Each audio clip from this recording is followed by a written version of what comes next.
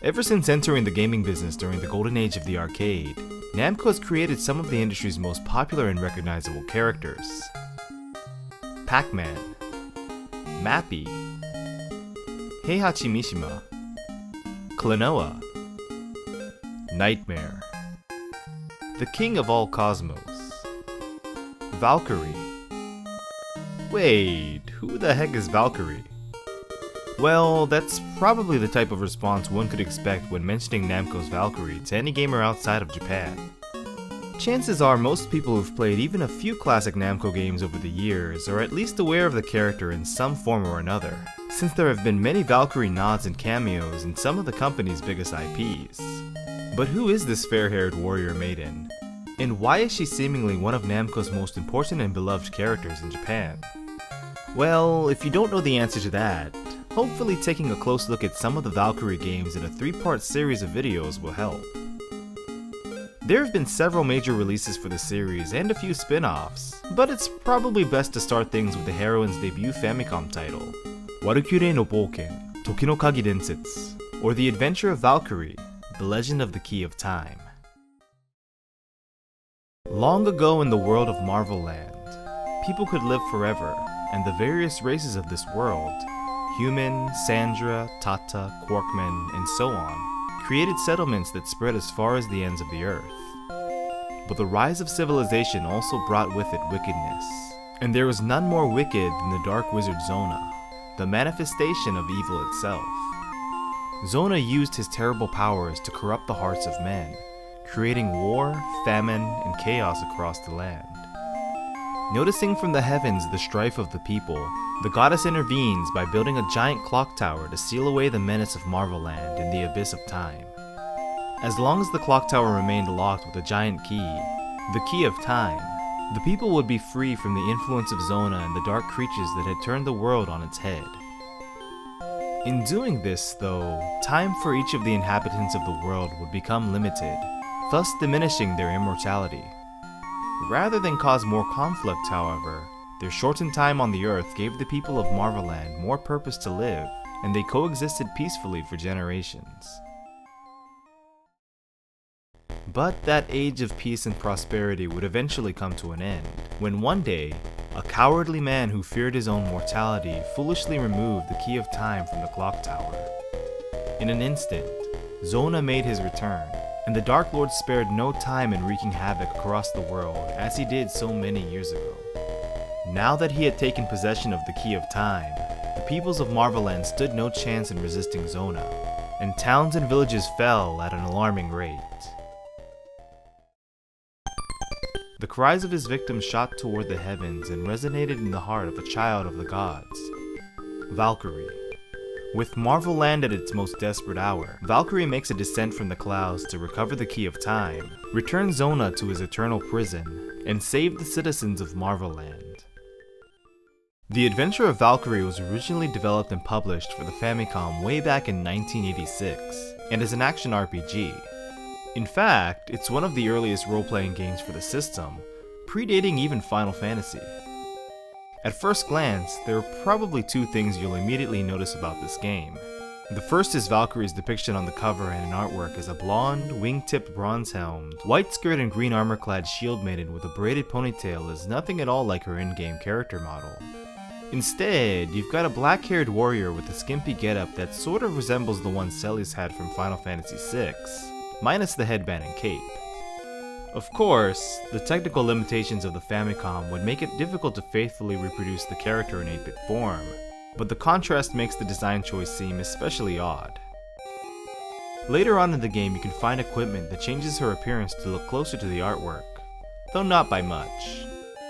Adding to the inconsistency is that the game lets the player choose a color scheme for Valkyrie off the bat, including green as you see here, but the default selection is white.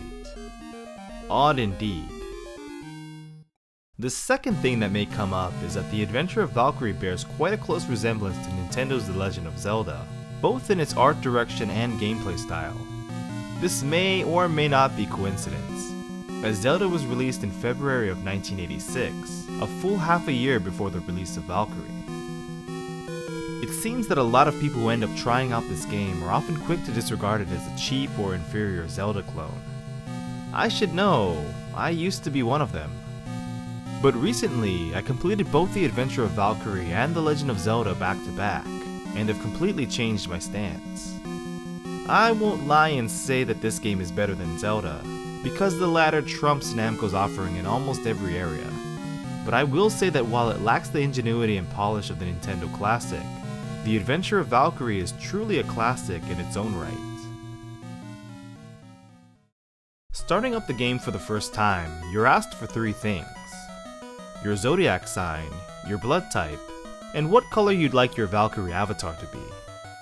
There are 4 choices regarding Valkyrie's appearance: the aforementioned white and green, as well as pink and light blue. I prefer green myself, for fairly obvious reasons. If you're wondering why you need to provide the other information, it's because your starting character stats, character build, and experience growth progression are determined based on your selections. Yes, The Adventure of Valkyrie is a true action RPG with an EXP and leveling system. The zodiac sign you choose basically reflects whether your character will be focused more on melee, magic, or a mixture of both. Your blood type will affect how long it takes to level up, though things all balance out in the end regardless of what you pick. A majority of the game takes place on several large, continuously scrolling landmasses, making it feel a bit like playing The Legend of Zelda on the world map of Dragon Quest, though there are dungeons and castles to explore as well. Something a bit different from those games is the inclusion of a day and night cycle, which mostly serves as little more than a nice visual touch. There are only a few music tracks in the entire game, with its catchy theme song playing on a never-ending loop on the overworld, also much like The Legend of Zelda. And I know I must sound like a broken record by now, but similar to the Famicom and NES versions of The Legend of Zelda, new releases of The Adventure of Valkyrie came with a fold-out map. It's done in the style of a real adventurer's map and looks great, with detailed drawings of the first few areas of the quest, a place for you to jot down item prices as you discover shops that sell them, names and illustrations of enemies and NPCs, and a grid template on the backside for you to create your own map when exploring dungeons. This is quite useful, as game progression in The Adventure of Valkyrie is very cryptic, more so than The Legend of Zelda, and arguably even more so than Castlevania II: Simon's Quest. I say this because there isn't a single line of dialogue in the entirety of this game. No hints, no story exposition, nothing at all. The only direction you receive pretty much exclusively comes from the fold-out map and the instruction manual, which sets up the story of the game and includes a mini startup guide. When you first get the chance to control Valkyrie, you pick up right where the story prologue in the manual left off, and you're free to explore the world completely at your own digression. Since this is a Famicom game, the controls are very simple. The D-pad of course moves your character in 4 directions. The B button is used to attack with a weapon, and the A button performs a magic spell.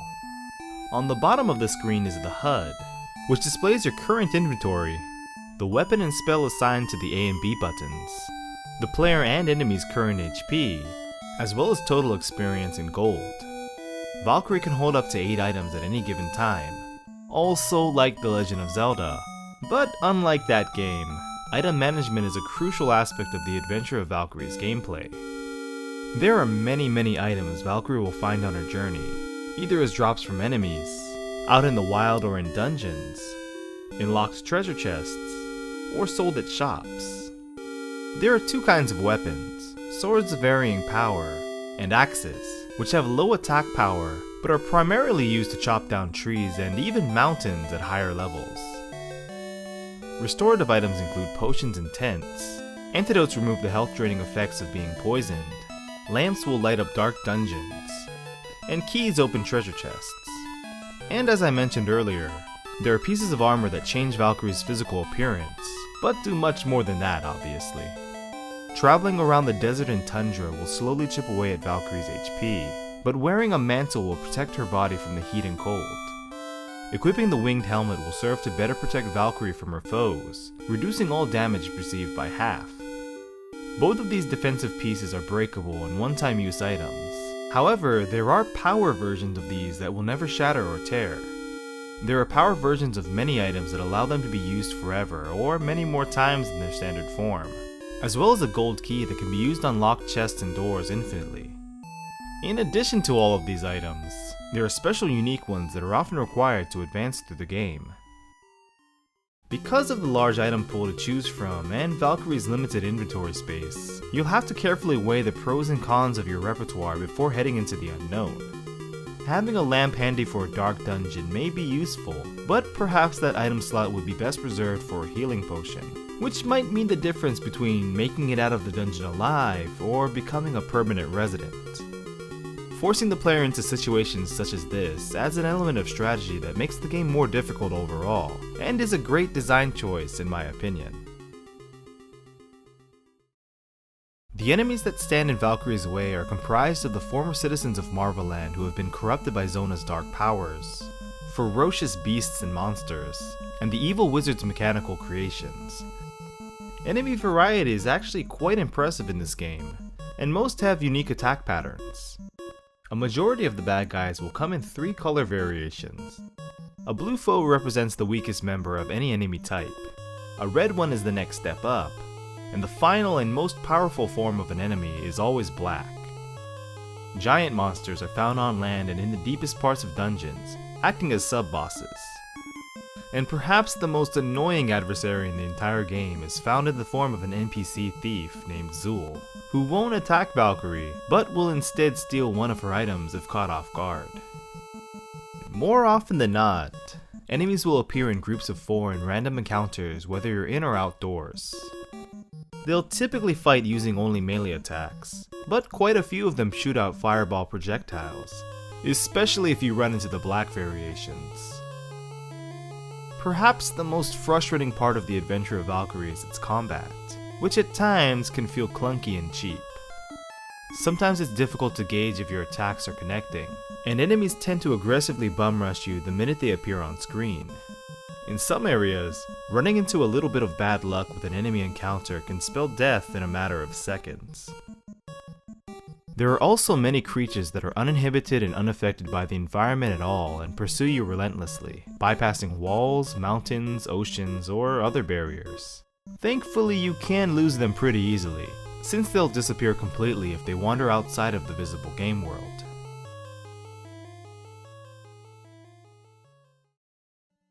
Enemies almost always tend to leave behind a small amount of gold when they're defeated, but occasionally they'll also drop potions or items important to the story. You also get experience with each kill, which will increase your level when enough is acquired. But unlike a majority of role-playing games, you won't level up on the spot. Instead, Valkyrie will need to rest at one of several inns scattered about Marvel-land in order to become stronger. These inns will also replenish her health and magic for a cost proportional to need. You're also provided with a new password each time you visit, which can be used to start you off with roughly the same stats and items if and when you take a break from the quest. Of course, gaining levels means better attack, defense, and an increase in both HP and MP, but gaining levels is also the way to learn magic spells, of which there are 7 total. The first and most important of these is the healing spell, which will become your best friend in this game. Other spells are used to attack enemies, find hidden items, or affect Valkyrie's status, but really it's the healing spell that you'll be using more than anything else. Before she's able to face off with Zona to return the Key of Time to the Clock Tower and save Marvel-land, Valkyrie will have to travel all across the world and gather a few key items to prepare for the final showdown. From her starting point at the southwesternmost continent, she'll need to find a way to reach the neighboring landmass separated by the sea. Tucked away between 2 mountain ranges and guarded by a large scissor-like creature is a chest that contains a ship, exactly what is needed to get to the continent to the north. Heading east in this new land, Valkyrie will eventually arrive at a desert that is home to 2 pyramids, the first of which she'll discover is in the north. The power mantle and helmet are kept in these 2 structures, but unfortunately the doors to both are sealed and cannot be opened with a key. To get inside, she'll first have to confront and battle the dark green creatures that are unique to the area. These are Black Sandras, members of a once peaceful clan who have now been twisted and made puppets by Zona's magic. Taking out these enemies will in time result in one dropping an item that looks like a lighter green version of the Black Sandra. This is a good Sandra, freed from Zona's curse, and is actually a key character in the series' lore, who becomes Valkyrie's companion and would later be known as Kurino Sandra. Kurino will open the doors to the sealed pyramids, which are large and maze-like on the inside. You'll find the power mantle in the northern pyramid, and the power helmet in the south, and both are locked away in chests guarded by giant cobra monsters. The golden key is also hidden underwater deep within the southern pyramid, which is one of the most useful optional items in the game. After finding the two important pieces of armor, use an axe to create a path going east from the desert and through the mountains. Soon you should come across a whale named Mako who is very out of place and stranded there, an unfortunate victim of Zona's cruel magic. Use your healing spell on him to remedy his injuries, and he'll appear as an item to collect. Now you'll be able to call upon him at ports and ride him across the vast ocean, but more importantly, he can take you to an island where Zona has built his stronghold. Your trusty ship is still necessary for one more trip, however, and that is crossing over to the barren tundra of the easternmost continent. Head all the way northeast on the central continent and clear some trees to gain access to a small clearing in the forest, and wait there until sunrise. As the sun comes up, a rainbow will appear, and it's at that moment when Valkyrie will cross over it, using her faithful ship to make the journey. Traveling to the south of this icy terrain will lead to a small island that is seemingly unaffected by the cold, and on its grassy plain is a treasure chest containing the tiara. The frozen bridges to the island will collapse as you cross over them, so as soon as that happens, you'll have to quickly swim to shore before freezing to death. Grab the tiara, which allows you to use a secret warp to escape. The tiara will alter the destinations of the Stonehenge-like warp holes found throughout Marvel Land, and will also allow Valkyrie to exit out of the cold and into the rich country in the south by opening up a passage blocked by a lion statue. From here, Mako the whale can take Valkyrie to Zona's lair, but before that, collecting a secret item in the northeastern seas called the Kirara is a top priority, as it's an item that restores all HP and MP up to 4 times. With the power mantle, power helmet, golden key, and Kirara in hand, as well as the company of Kurino Sandra and Mako the whale, it's time to head into Zona's castle and begin the final chapter of Valkyrie's quest. The castle, like the pyramids, is pitch black, and if you don't have a lamp, you'll just have to make your way through the dark, which isn't that difficult. The enemies found here are quite powerful, so it's best to avoid as many fights as possible while making your way through the halls and rooms of this large interior. Along the path to Zona is a chest containing the Super Sword, which is not only the ultimate weapon of the game, but also necessary to take out the Dark Wizard. One long hallway signals the final stretch leading up to the confrontation between Valkyrie and Zona, which takes place in a throne room filled with clocks and keyholes. Is this the location of the goddess's clock tower? Perhaps it is. Zona will spare no time in attacking Valkyrie, splitting into multiple forms, teleporting around, and shooting out powerful magic orbs from his staff, and some of his robotic minions will appear from time to time to further complicate the fight and add to the chaos. Valkyrie will strike down Zona many times, but he will always return fully powered up without any signs of ceasing his assault. The truth is, the Dark Lord is invincible, and even with her amazing power, Valkyrie cannot defeat him. At least not by the sword. The only way to rid Marvel Land of Zona is to banish him to the abyss of time, and in order to do that you'll need the Key of Time. But where is it? You may have noticed that as you defeat Zona over and over again, he'll drop bags of money. If you manage to continue attacking him, and survive long enough using the healing spell and curative items wisely, Zona will in time drop a unique object. Yes, the Key of Time. As soon as you collect it, making your way to one of the keyholes nearby and using it will reactivate the clock tower, at long last ridding Marvel Land of Zona's evil influence once again. After the battle, the ending message is displayed, and all in English surprisingly. And perhaps even more surprising is that it's pretty well done considering the bad English of the era. Congratulations! You have finally defeated Satan Zona. The soul taken by Zona will return to the people. Joy and laughter is back in Marvel Land, time is flowing again, and peace is recovered. You are the very warrior of Marvelland. It is time recovered by your own hands. Wish you could take good care of the precious time. Your real adventure starts from now on. That last line, your real adventure starts from now on. I wonder if the developers knew just how true that would ring. This was Valkyrie's first foray into video games, but was certainly not her last, and bigger and better things would come soon after. But I'll talk about them in more detail in the next 2 episodes of Import Gaming for the Win. Like I mentioned earlier, the Adventure of Valkyrie is a very cryptic game, and combined with its sometimes punishing difficulty and less than stellar programming, I can understand why a lot of people knock it. Had it been published overseas, I could see the Adventure of Valkyrie being immortalized in an episode of The Angry Video Game Nerd. I'd rather eat dandruff from Odin's beard and drink meat from Thor's balls than play this piece of shit. Justifiably or not. If you're up for a challenge and stick with it past its admittedly rocky start though, you'll find a very rewarding game experience full of that Namco charm present in some of their other early fantasy video game offerings, like the Tower of Jiraga and the Quest of Kai. I'd recommend trying to play this game blind and referring to a guide if you get stuck and feel like you've exhausted all of your options.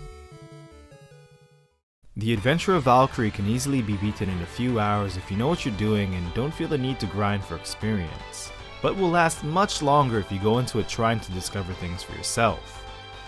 It's an easy game to find for cheap, so if you own or collect for the Famicom, it's a must-have title, even for its reputation alone. Anyway, as always, thank you for watching another episode, and until next time, this is Jimmy Hoppa. Take care.